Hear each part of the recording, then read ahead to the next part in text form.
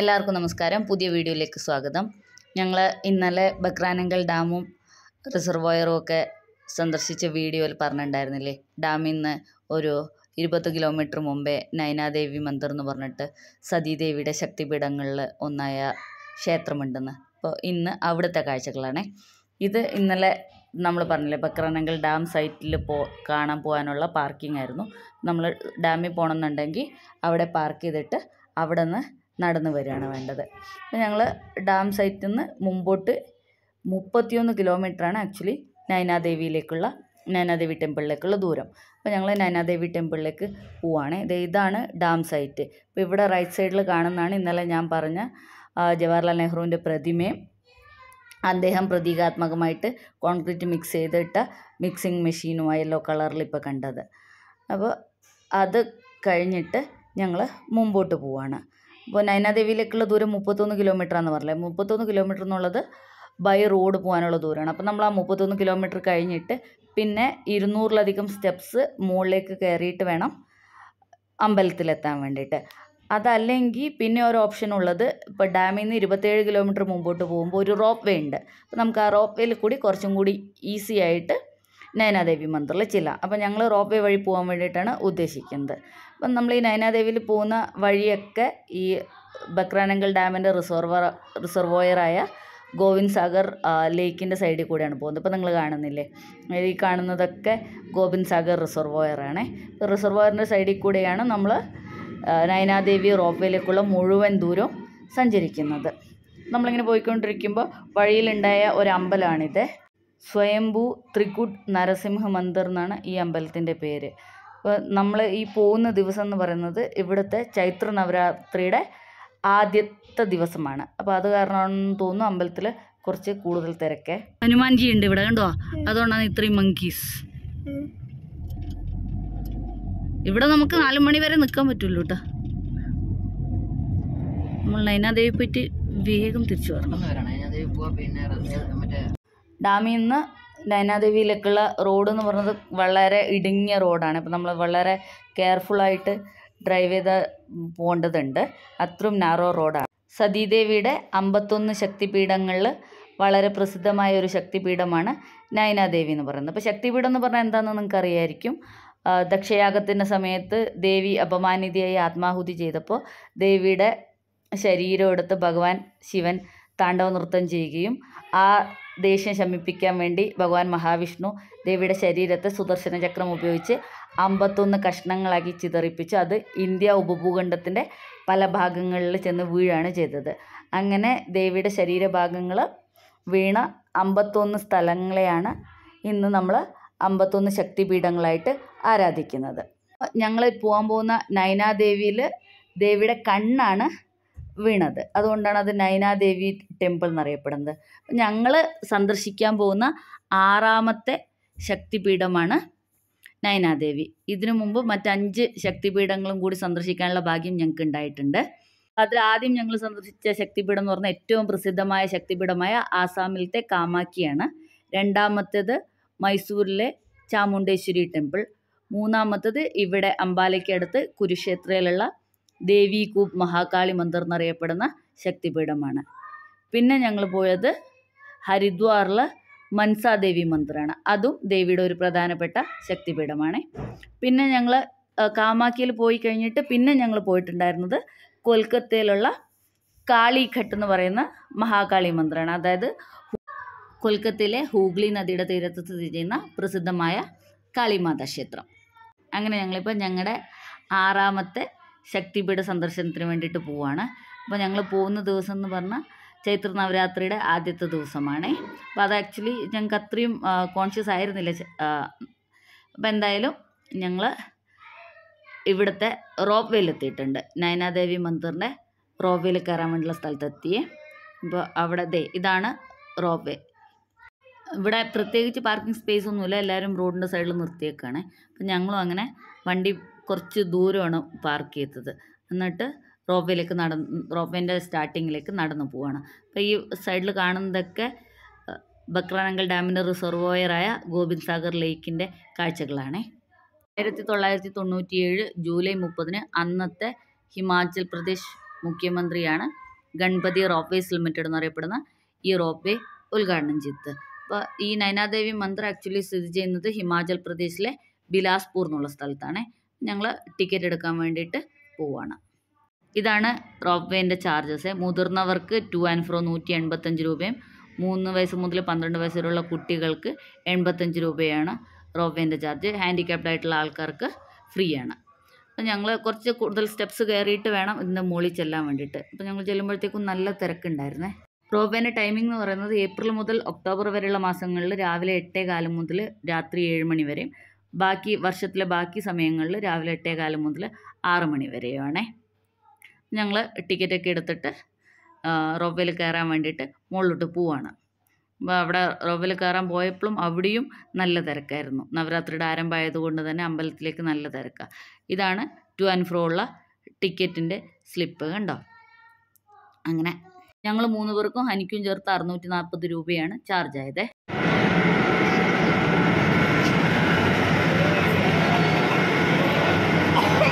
നമ്മളെ ഡബ്ബ വരുന്നുണ്ട്, കുറച്ച് മാറിക്കണേ. ഭയങ്കര ഹനി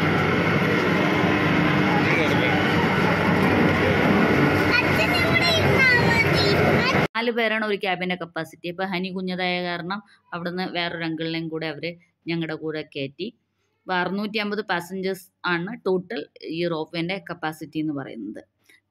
1 സൈഡ് 10 മിനിറ്റ് റൈഡാണ് ഈ റോപ്പ് വേൻ്റെ ടോട്ടൽ ദൂരം എന്ന് പറയുന്നത്. ഈ റോപ്പ് വേയിൽ കൂടി യാത്ര ചെയ്യുമ്പോൾ നമുക്ക് ബക്രാനങ്കൽ ഡാമും ഗോവിന്ദ് സാഗർ റിസർവോയറൊക്കെ നല്ല ഭംഗിയായിട്ട് കാണാൻ സാധിക്കും. അതുകൂടാണ്ട് ഹിമാചൽ പ്രദേശിലെ മലകളുടെയും പർവ്വതങ്ങളുടെയൊക്കെ ഭംഗി, ഹിമാചൽ പ്രദേശിൻ്റെ മുഴുവൻ ഭൂപ്രകൃതിയൊക്കെ നമുക്ക് ഈ റോപ്പ് വേയിലിരുന്ന് ആസ്വദിക്കാൻ പറ്റുമേ. ഞാൻ പറഞ്ഞല്ലോ 10 മിനിറ്റാണ് അപ്പ് സൈഡ് ട്രാവൽ ചെയ്യാനുള്ള സമയം. അങ്ങനെ ഞങ്ങളുടെ റോപ്പ് വേ റൈഡ് തുടങ്ങിയിരിക്കുകയാണ് നൈനാദേവിയിലേക്കുള്ള.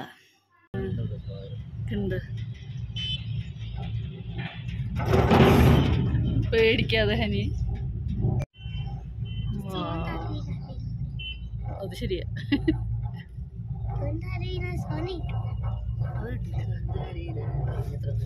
ഇത് മറ്റേ മൻസാദേവിയിൽ പോകുമ്പോൾ ഇങ്ങനെ സാറേ നമ്മളിങ്ങനെ നോക്കിയാലേ ഹരിദ്വാറത്തെ സാധനങ്ങൾ മുഴുവൻ താഴെ കാണാം.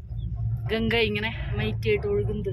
വാ ഈ പൂ നോക്കിയേ, ആ പൂവാ വൈറ്റ് കളർ പൂവ് നോക്ക് സാർ താഴെ. അയ്യോ സാറ് പതുക്കെ നടന്നു പോട്ടെ, ഞാൻ ഇതിനകത്ത് പോവാ. സാറേ ഇറങ്ങുമ്പോ ഭയങ്കര ഈസിയാ. ഇത്രയില്ല അങ്ങനല്ല, എന്നാലും ഇങ്ങനെ വലിക്കാതെ ഇവിടെ നോക്കി ഇതിപ്പോ വലിയാത്ത പോലെ നമുക്ക് ഫീൽ ആവുന്നില്ല. ഇറങ്ങുമ്പോ ആ ഫീൽ ഇല്ല, സ്റ്റോപ്പല്ലേ.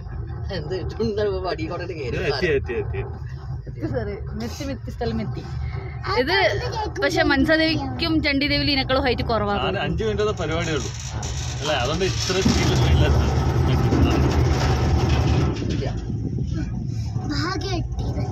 ഹനുമാൻ ചാലിസ ചൊല്ലിയ മതി.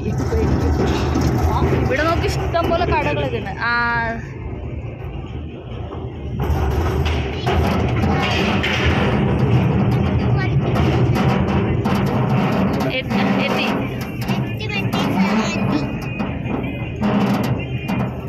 ഹനി ഞങ്ങളങ്ങനെ റോപ്പ് വേ ഇറങ്ങിയിട്ട് അമ്പലത്തിലേക്ക് നടക്കുകയാണേ. പക്ഷെ റോപ്പ് വേ ഇറങ്ങിക്കഴിഞ്ഞിട്ടും പിന്നെയും കുറച്ച് കൂടുതൽ ദൂരം നടക്കാനുണ്ട്. ഏകദേശം 2 കിലോമീറ്ററിൻ്റെ അടുത്ത് നടക്കാനുണ്ടെന്നാണ് ഞങ്ങൾ റോപ്പ് വേൻ്റെ അവിടെ ചോദിച്ചപ്പോൾ അവർ പറഞ്ഞത്. അപ്പം അതിൽ ഈ 2 കിലോമീറ്ററിൽ പകുതിയിൽ കുറച്ച് കുറവ് ദൂരം എന്ന് പറയുന്നത് നിരപ്പായ സ്ഥലമാണ്. കണ്ടോ ഇപ്പം നമ്മൾ പോകുന്ന വഴിയിലൊക്കെ ഇങ്ങനെ നിറയെ കടകൾ. ഇപ്പം നമ്മൾ ഏത് ശക്തിപീഠത്തിൽ പോകുമ്പോഴും ഇതേപോലെ ദേവീൻ്റെ ചുന്നിയും പൂജാ സാധനങ്ങളൊക്കെ വിൽക്കാൻ വെച്ചിട്ടുണ്ട്. അപ്പോൾ ഇവിടെയും ഏതാണ്ട് അതേ സെയിം ആംബിയൻസ് തന്നെയാണ് നമുക്ക് കിട്ടുന്നത്.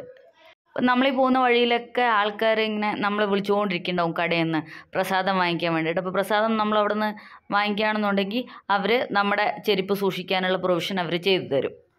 നോർത്ത് ഇന്ത്യയിൽ ഓൾമോസ്റ്റ് എല്ലാ അമ്പലങ്ങളിലും അങ്ങനെയാണെന്നാണ് എനിക്ക് തോന്നിയിട്ടുള്ളത്. അങ്ങനെ ഞങ്ങൾ നിരപ്പായ സ്ഥലത്ത് കൂടെ നടന്ന് നിരപ്പായ സ്ഥലത്തിൻ്റെ എൻഡിലെത്തി. ഇത് ചൈത്ര നവരാത്രി തുടങ്ങുന്ന ദിവസം ഇന്ന്. അതുകൊണ്ട് ഇത്രയും തിരക്ക്.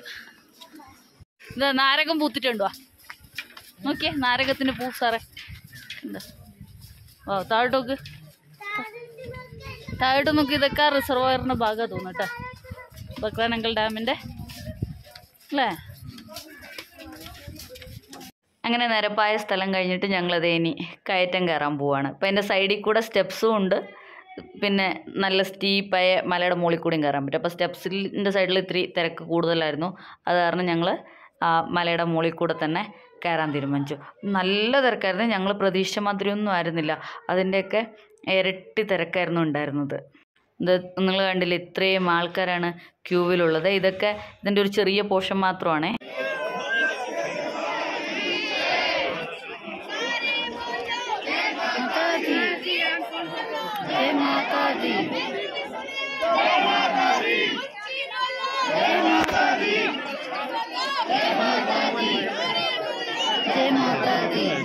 അത്രയും തിരക്കിൽ ഞങ്ങളെ കൊണ്ട് നിൽക്കാൻ പറ്റുന്നുണ്ടായിരുന്നില്ല. അപ്പോൾ ഹനി നല്ലോണം ഇറിറ്റേറ്റഡൊക്കെ ആയി. പിന്നെ ഞങ്ങൾ അവിടെ സൈഡിൽ നിൽക്കുന്നുണ്ടായിരുന്ന ഒരു പോലീസുകാരൻ്റെ അടുത്ത് സാറ് ചോദിച്ച് ഐ കാർഡൊക്കെ കാണിച്ചപ്പോൾ അദ്ദേഹം ഞങ്ങൾക്ക് പോകാൻ വേണ്ടിയിട്ട് വേറൊരു എളുപ്പത്തിലുള്ള വഴി കാണിച്ചു തന്നു ഭാഗ്യത്തിന്. അങ്ങനെ ദേ ഞങ്ങൾ പെട്ടെന്ന് തന്നെ അമ്പലത്തിൻ്റെ മുമ്പിലെത്തി. അപ്പോൾ അമ്പലത്തിനകത്ത് കയറാനും അത്രയും നല്ല തിരക്കായിരുന്നേ. അപ്പോൾ അവിടെ ചെന്നപ്പോഴത്തേക്ക് ദേ എല്ലാ അമ്പലങ്ങളും ചെയ്യുന്ന മാതിരി ഇതേപോലെ ശൂലമൊക്കെ വരയ്ക്കാൻ വേണ്ടിയിട്ട് നെറ്റിയിൽ വരയ്ക്കാൻ വേണ്ടി ഒരു കൊച്ചു വന്നിട്ടുണ്ടായിരുന്നു.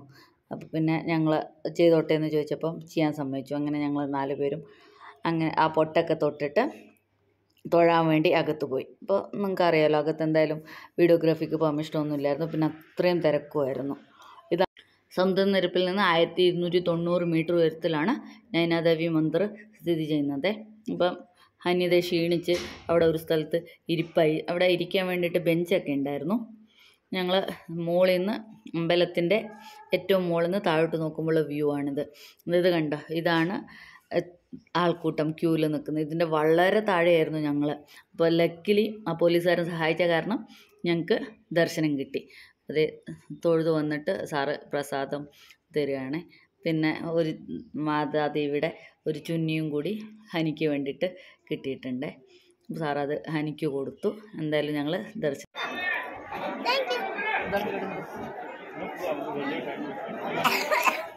അങ്ങനെ ഞങ്ങൾ ദേവിയുടെ ദർശനമൊക്കെ കഴിഞ്ഞ് തിരിച്ചു പോവുകയാണേ. തിരിച്ചു പോകാനുള്ള വഴിയിലും നല്ല തിരക്കായിരുന്നു.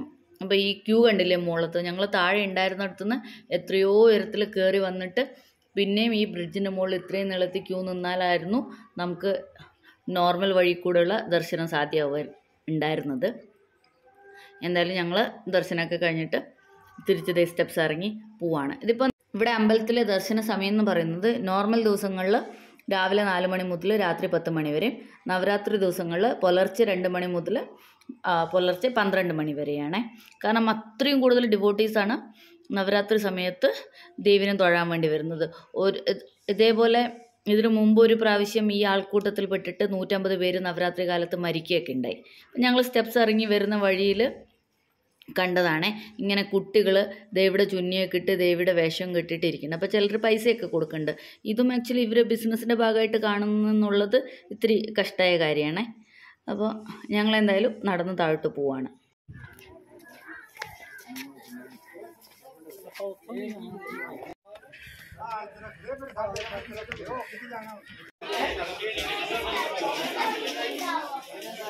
ഉണ്ടാവും, പക്ഷെ വേഗം പോണം.